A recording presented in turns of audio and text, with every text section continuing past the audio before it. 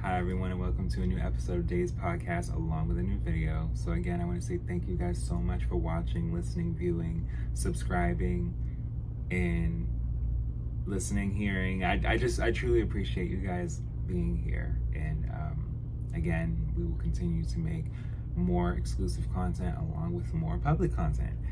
You can be able to check out Patreon along with Spotify for either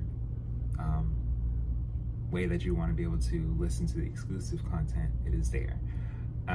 So yes, we are going to continue to talk about music, and I would like to talk about Mya's second album, Fear of Flying. So I already had spoke on her debut, Mya, so be sure to check that out. We have reached over 100 episodes now. We are at 102, and I am again so grateful that you guys have been able to tune in and listen. And we will continue to look into more as far as just all around. So thank you again. And yes, let's get into it. So Mya's Fear of Flying is the second studio album by Mya, released on April 25th, 2000. So her first album was released literally 2 years prior. So all of 99, I'm sure she was just promoting and just touring and just getting this album pretty much ready. It says right here that she started to record September 1999 up until March 2000. So yeah, so by the fall of damn near 99, she was like, yeah, I gotta continue to work. So yeah, it was released on April 25th, 2000 by University Music Entertainment and Interscope Records. Following the success of her debut album, Mya, 1998, Interscope promptly allocated the singer's studio time and assembled recording sessions beginning as early as September 1999, which concluded in March 2000. For the record, Mya made the conscious decision to become involved more creatively, opting to pen her own lyrics after securing a publishing deal to launch her own publishing company, as well as collaborate with a wider range of established producers and songwriters on the album. Looking to embrace a more mature sound, Harrison consulted and collaborated with a bevy of producers, which included Rodney Jerkins, Swizz Beatz, Wyclef Jean, Nobody, Robin Thicke, Tricky Stewart, and Jimmy Jam and Terry Lewis. So it's something because like they just said, she wanted to write her songs, and she secured a publishing deal and to be able to launch her own publishing company, which she was able to do independently. You know, this was around the time where it's like, okay, you know what, maybe I can just, you know, why not? Let me just get the pencil and just, okay, like why not? You know, and I think that a lot of artists really have to show that side too, and should, because writing credits, they go far. A hip-hop soul album, Mya described Fear of Flying as a metaphor for the ups and downs of life, a theme present throughout the album, which includes handling things like an adult and knowing you must have faith to make anything happen. Lyrically, the album's material addressed the singer's romantic relationships, which symbolized her relationship with family, friends, and acquaintances, noting that Fear of Flying is a reflection of being in love for the very first time, experiencing success, and the fears of fame. Upon its release, the album received mixed reviews from music critics, citing some of the album's tepid material.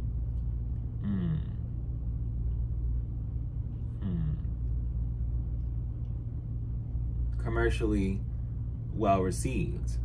Fear of Flying debuted with a top 20 placement at number 15 on the Billboard 200.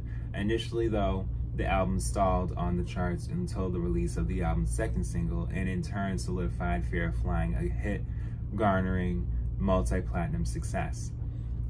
To keep the album's momentum, nearly 7 months after its original release, Fear of Flying was re-released with 2 new additional songs on November 7, 2000. In support of the album, 3 singles were released: The Best of Me, Case of the X, and Free, which attained international chart success due to the album's success. Fear of Flying earned Soul Train Awards and MOBO nominations.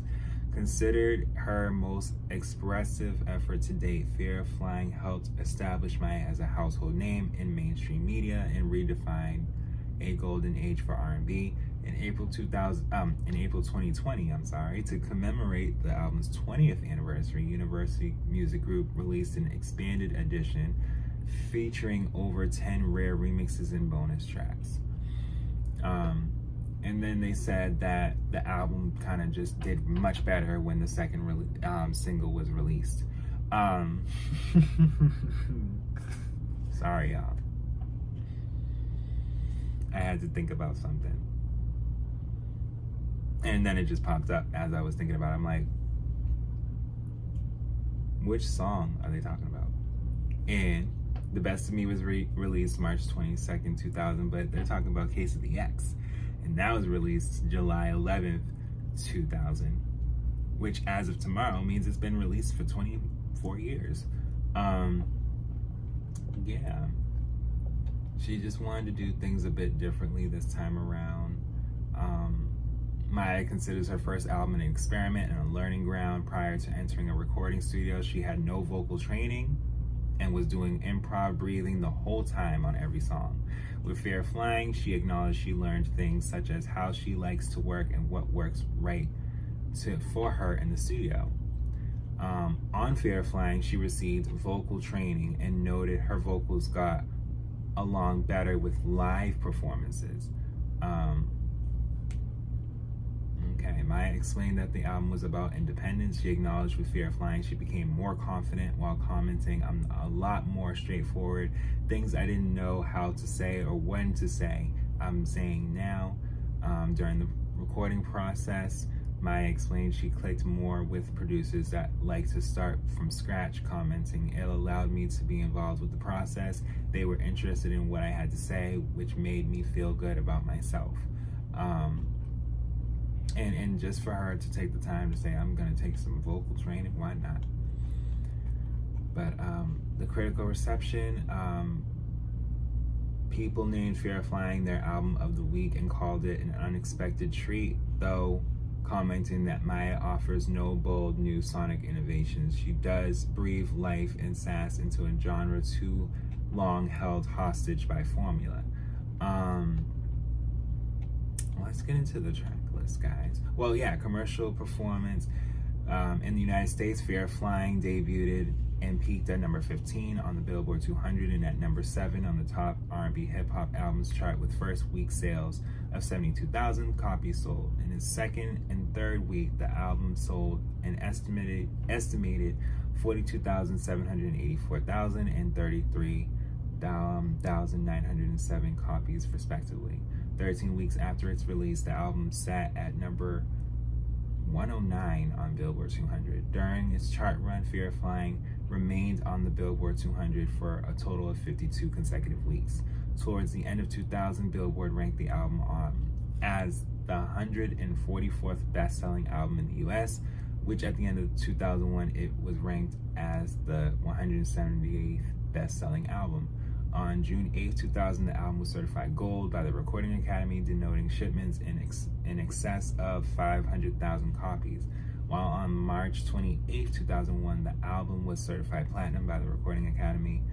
By May 2003, the album has sold 1.2 million copies in the US alone, according to Nielsen SoundScan. She did good over time. And she could have just definitely had more people appreciating her in this time. But you know, we're looking at April 25th, 2000. You know, a lot of people are releasing more music. There's movies coming out. There's so much going on in the year 2000. And like I said, with her first album, she came out at a time that people were like, "Okay, we have to really acknowledge you." And it's like, yeah, I'm an artist, you know? So let's get into the track list. Track 1, Turn It Up, intro featuring Swiss Beats. Track 2, Case of the X. Track 3, Ride and Shake. Track 4, That's Why I Wanna Fight. Track 5, Pussycats. Track 6, The Best of Me featuring Jadakiss. Track 7, Lie Detector, featuring Beanie Man. Track 8, How You Gonna Tell Me. Track 9, Grandma Says Skit. Track 10, Taking Me Over, featuring Left Eye. So Left Eye actually made an appearance on this album too. Okay. Track 11, Now or Never. Track 12, Fear of Flying. Track 13, Flying Interlude. Track 14, Can't Believe. Track 15, No Tears on My Pillow. Track 16, For the First Time. Track 17, Man in My Life. Track 18, Get Over, outro. So with the reissue, they had Free be track 3 instead of Ride and Shake. Ride and Shake actually is not on the reissue. From what, well, it is, but more or less at the end. They had it on as track 17. Yeah. There's not too, so the UK reissue bonus tracks, they had Whatever Chick, and then the Case of the Ex Sovereign remix, and Get Over, which is track 20 for the outro. But yeah, there was just a few remixes that were reissued to promote the album. It is a good album. There are a couple of underrated songs on there as well, and I've been meaning to kind of re-listen to this album because, you know, there's a lot of albums that, you know, we listen to, but we need to just listen to, you know what I'm saying? So I want to say thank you guys so much for listening and watching. I truly appreciate it. And yeah, we will be back with more.